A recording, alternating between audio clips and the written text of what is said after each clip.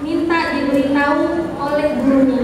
Kemana saja guru itu pergi, dia selalu mengikutinya. Kepadanya sang guru berkata, sebenarnya jawaban untuk semua pertanyaan yang engkau ajukan itu ada dalam dirimu sendiri.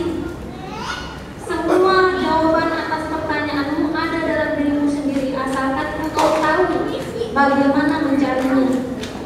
Lalu sang guru itu pun melanjutkan dengan perumpamaan.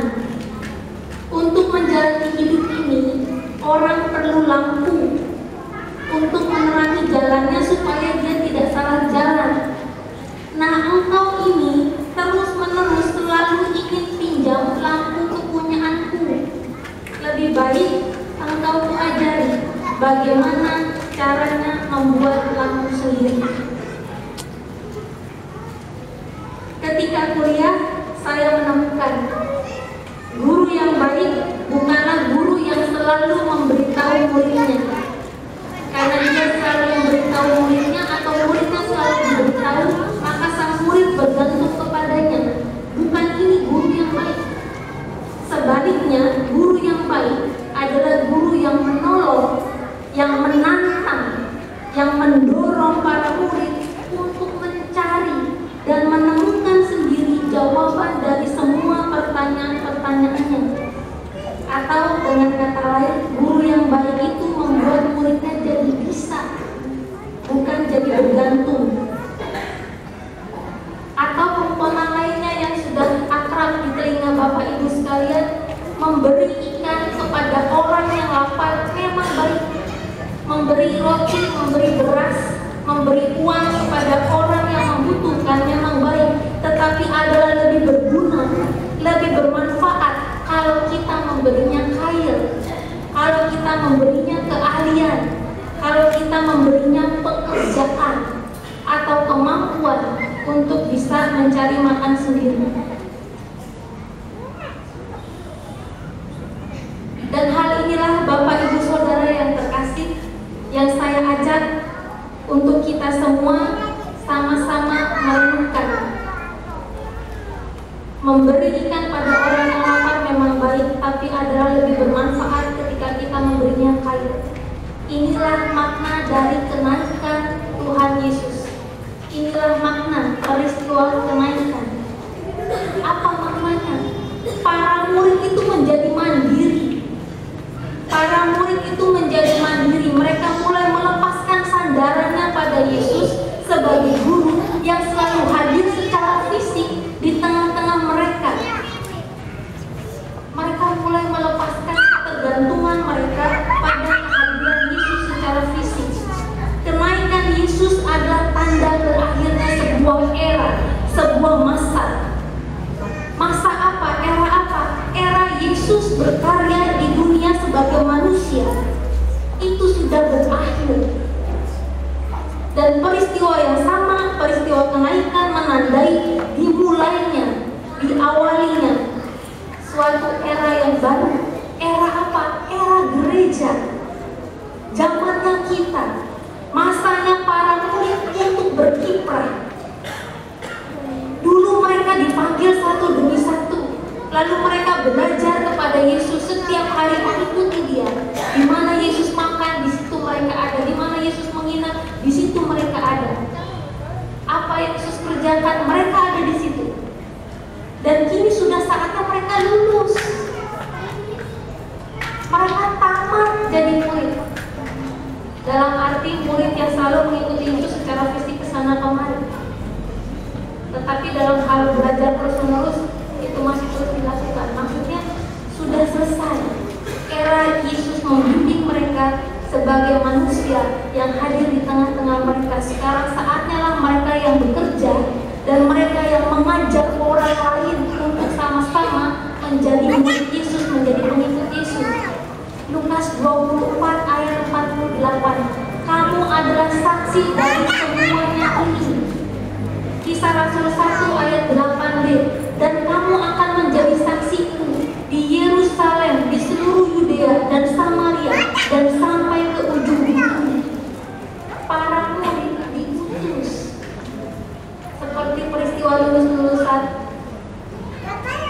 atau wisuda, sudah tamat belajar, lalu diutus ke dunia nyata untuk mengaplikasikan, menerapkan, membaktikan, menyatakan semua keahlian, semua kemampuan, semua pengetahuan yang sudah dia pelajari sepanjang dia sekolah, sepanjang dia ditopang dan dituntun. Sekarang saatnya mereka menyebar dan diutus untuk berkiprah. Yesus dulu bekerja di seputar Galilea, di seputar Yudea, dan para murid diutus untuk meneruskan pekerjaan Yesus bukan hanya di Galilea, kota kecil, kota besarnya Yudea, bukan sampai di situ saja, sampai ke Samaria, mungkin itu adalah kepulauannya atau kota yang lebih luasnya lagi, bahkan sampai ke ujung bumi, sampai ke seluruh dunia.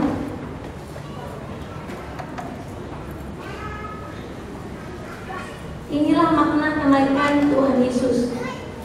Apa artinya bagi kita? Makna kenaikan Yesus adalah kemandirian, menjadi mandiri.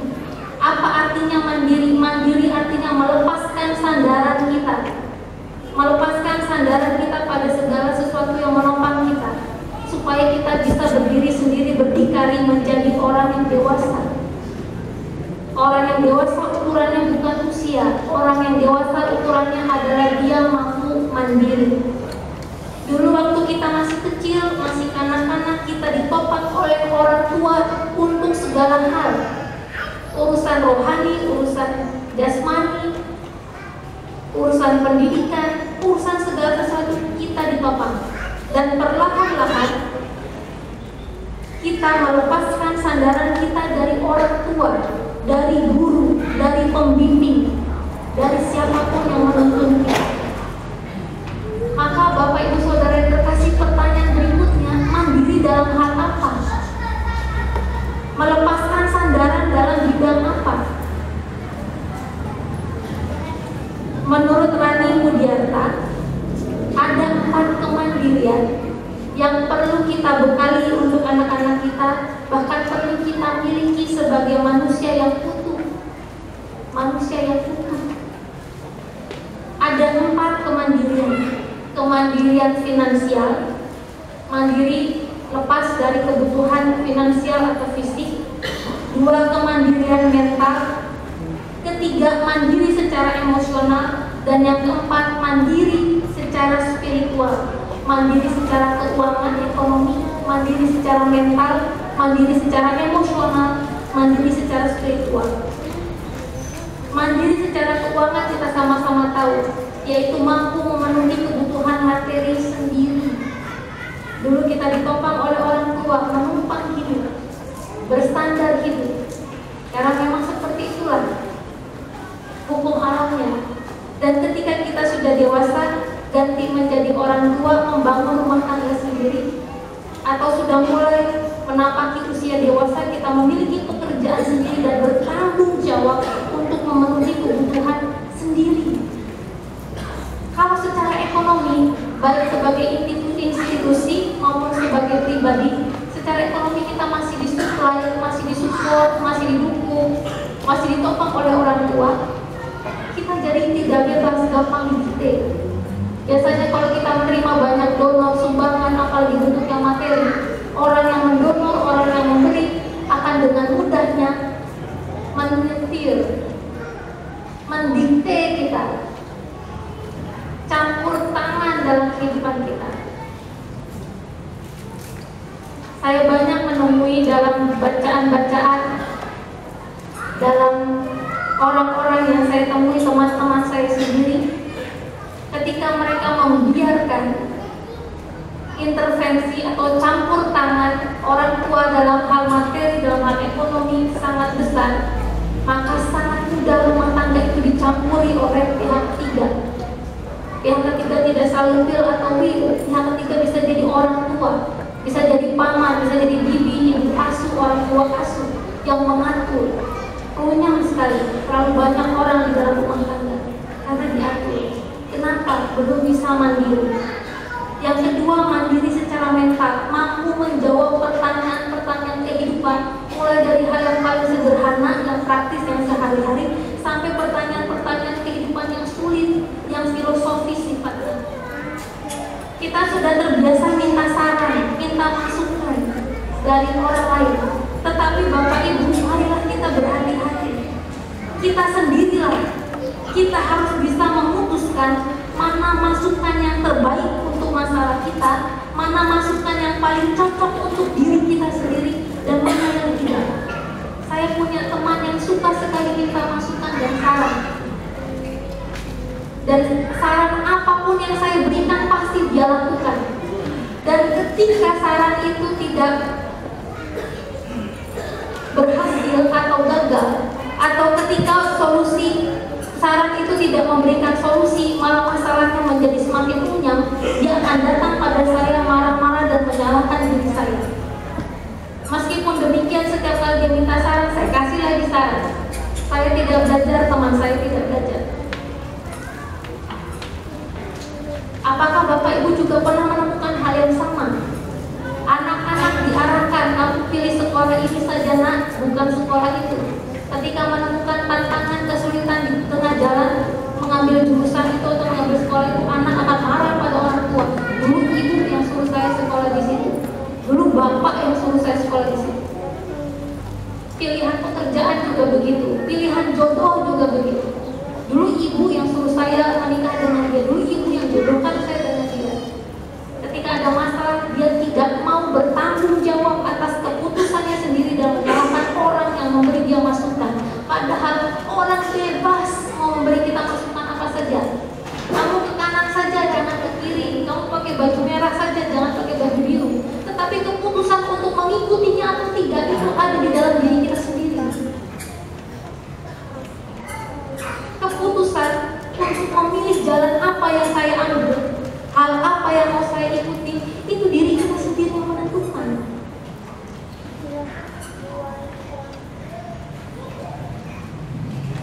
Maka ketika orang tua, bagi saya orang tua atau pendeta atau guru, ketika terus-menerus menjadi tempat di mana orang bertanya, marilah bertanya-tanya. Jangan-jangan sebagai orang tua, sebagai pendeta saya gagal, sebagai guru saya gagal. Mendorong, membentuk, mendidik seorang menjadi mandiri dan mampu menentukan jalan hidupnya sendiri. Karena dia selalu harus datang pada saya dan bertanya.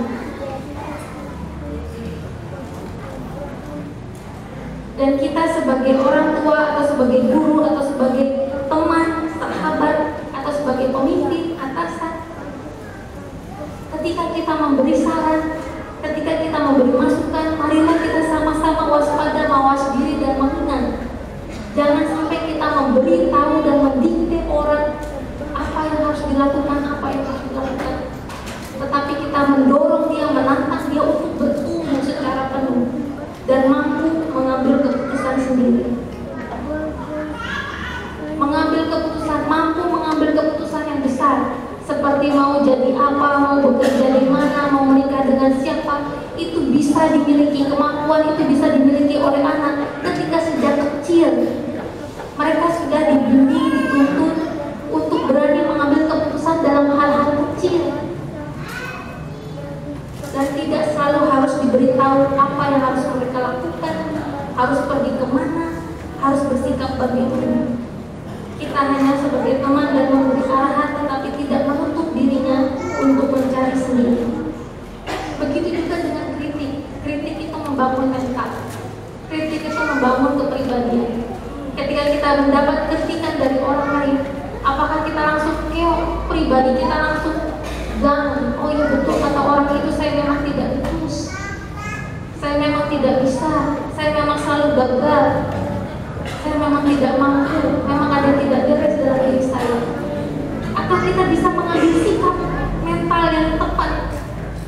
Ya, kritikan ini bukan mengkritik pribadi saya, tetapi mengkritik hasil pekerjaan saya, misalnya, atau mengkritik sesuatu dari diri saya, tetapi bukan diri saya, bukan itulah gambaran diri saya secara keseluruhan.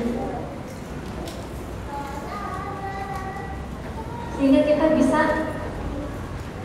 mengambil keputusan untuk berubah, menerima hal-hal yang memang benar adanya dan membawa manfaat untuk diri kita, atau yang memang sebetulnya itu kritikan-kritikan yang tidak ada dasarnya atau tidak sesuai dengan kenyataan. Misalnya, sekali lagi sikap itu ada di dalam diri kita.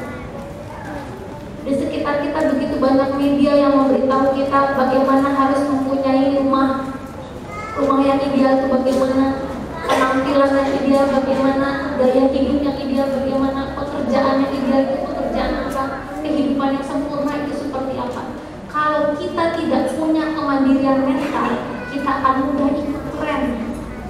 Sekarang trennya A, kita ikut tren itu saja. Nanti trennya berganti B, kita ikut tren itu. Kita tidak punya jati diri, tidak punya suara sendiri. Ini suara saya. Dan kita tidak punya keberanian untuk menunjukkan ini loh diri saya ketika di sekitar kita lain. Bukankah salah satu inti Injil adalah itu menjadi terang? Kalau terang menjadi sama dengan kegelapan, bukan terang lagi namanya. Kalau terang menjadi sama dengan yang gelap, bukan terang lagi. Terang itu harus menonjol. Bukan berarti kita harus beda terus, bedanya sampai ngelek, tapi kita punya sikap, kita punya kepribadian, kita punya jati diri sendiri. Itulah pentingnya kemandirian mental. Tidak dengan mudah didikte oleh siapapun, tetapi tidak juga itu adalah keseimbangan. Menerima masukan, ya, tetapi tidak dengan mudah memberikan diri kita disetir, didikte oleh suara-suara yang ada di sekitar kita. Yang ketiga adalah mandiri secara emosional. Ini perlu berhati-hati untuk anak-anak muda, anak-anak remaja. Mandiri secara emosional adalah kita menjalin hubungan namanya manusia, kita hidup bersama dengan orang lain, kita membutuhkan orang lain. Mandiri atau merdeka secara emosional artinya kita menjalin hubungan yang sehat dengan siapa saja.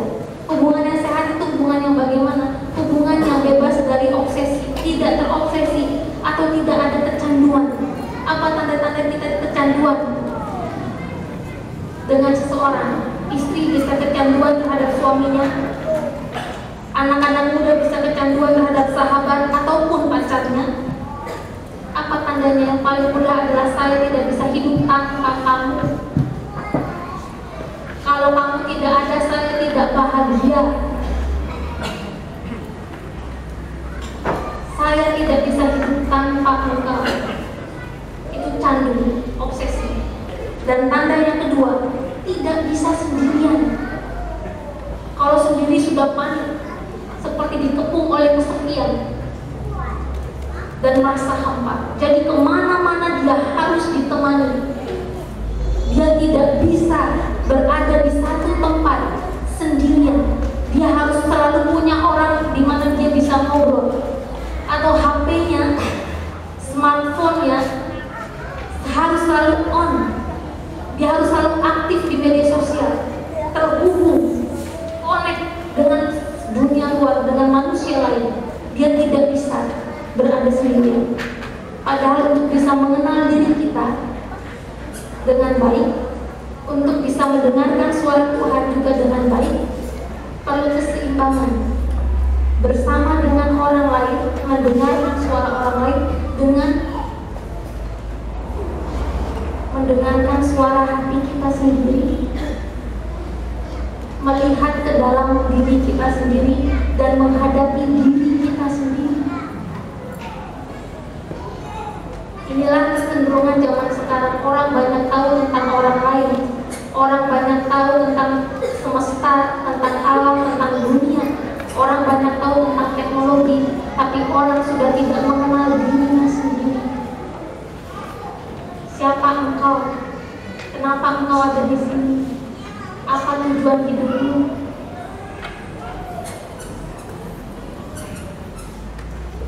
Dan tantangan terbesar, musuh terbesar manusia sebetulnya adalah dirinya sendiri. Oleh sebab itu banyak orang yang tidak berani berjalan dan mencari dirinya sendiri. Yang terakhir adalah mandiri secara spiritual.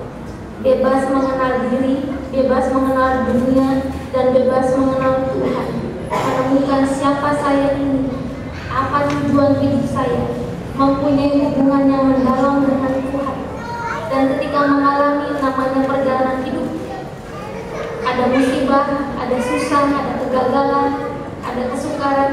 Ketika mengalami itu semua, kita menemukan bahwa ini bukan tanda Tuhan meninggalkan kita, atau ini bukan tanda Tuhan tidak lagi sayang kepada kita, Tuhan lebih sayang pada orang lain yang hidupnya lebih bahagia. Bukan. Ini adalah tanda Tuhan sedang melepaskan ketergantungan kita pada hal-hal yang lain, supaya kita bertumbuh, mendorong kita untuk mandiri, mendorong kita untuk dewasa. 4 kemandirian yang begitu mendasar. Mandiri secara ekonomi, mandiri secara mental, mandiri secara emosional, mandiri secara spiritual. Dan yang terakhir, Bapak Ibu Saudara yang terkasih, kita membaca Yesus naik, lalu awan menutupi dia. Apakah ini tanda perpisahan? Awan menurut kitab suci sejak perjanjian lama adalah tanda kehadiran Allah. Bangsa Israel dituntun menuju Kanaan dari Mesir oleh tiang awan.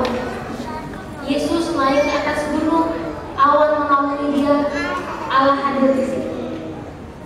Musa naik ke atas gunung, terima hukum Taurat, awan turun, Allah datang ke situ. Awan bukan tanda hilang atau perginya Yesus. Awan adalah tanda kehadiran Allah. Maka Yesusnya bersama dengan Allah. Apa artinya? Artinya kehadiran Yesus itu berubah. Bukan Yesusnya yang pergi meninggalkan murid, tapi cara dia hadir di tengah-tengah murid itu berubah.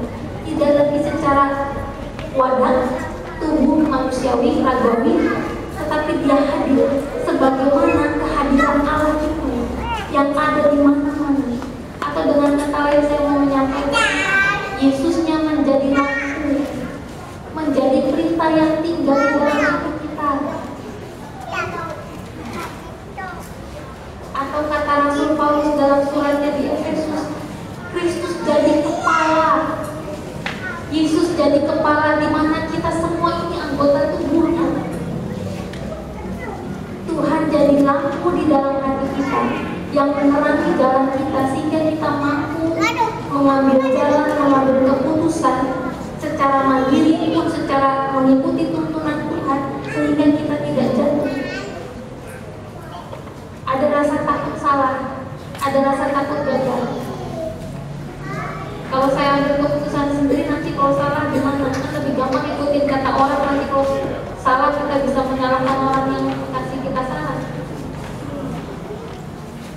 Jawabannya Bapak Ibu, tidak ada kesalahan yang tidak bisa diperbaiki.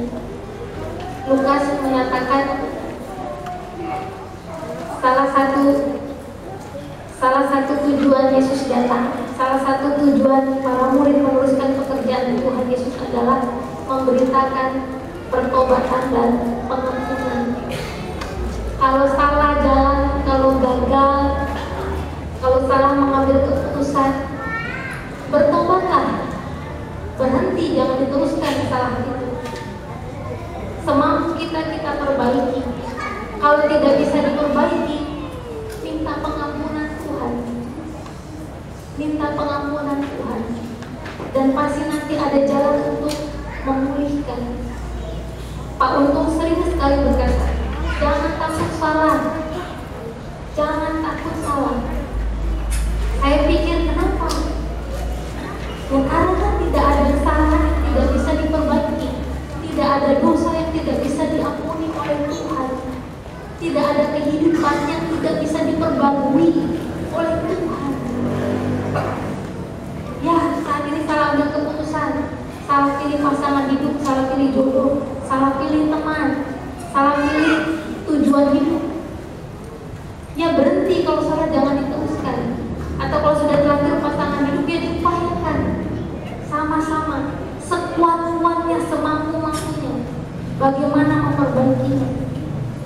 Dan percaya bahwa Tuhan itu ada dalam bentuk lampu di dalam hati kita yang menerangi keputusan-keputusan yang kita ambil, bahkan juga mungkin memperbaiki kesalahan-kesalahan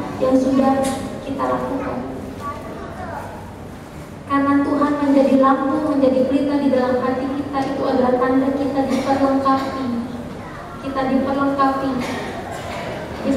untuk menjadi orang yang mandiri, diperlengkapi menjadi orang yang bebas, diperlengkapi menjadi saksi-saksinya, menjadi manusia yang betul. Amin.